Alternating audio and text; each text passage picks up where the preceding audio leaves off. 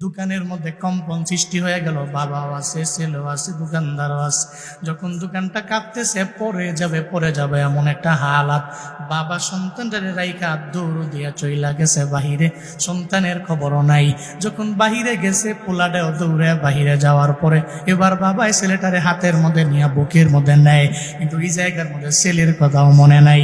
আমি এই ভিডিওটা দেখার পরে আল্লাহ পাকের ওই আয়াত আমার মনে পড়ে গেল রে বাবা। ইয়াউমা ইয়াফিরুল মারউ মিন আখি ওয়া উম্মিহি ওয়া আবিহি ওয়া সাহিবাতিহি ওয়া বানি। আল্লাহ পাক বলছেন হাসরের ময়দানে এত ভয়ঙ্কর, ওদিন মেয়ে মার খবর নিবে না, মা মেয়ের খবর নিবে না, এই বাবা সন্তানের খবর নিবে না, সন্তান বাবার খবর নিবে না, কেউ কারো খবর নিবে না। ওদিন আপনি একা,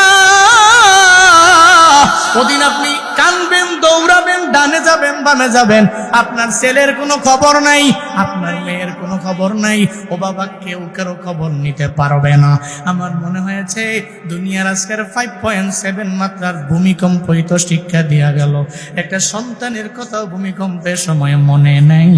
আসরের ময়দান তো এমন হবে, আল্লাহ পাক জানায় দিলেন জালজালা হয়ে যাবে, এমন কম্পন হবে, কম্পনে পুরা জমিনটা প্রকম্পিত হয়ে যাবে।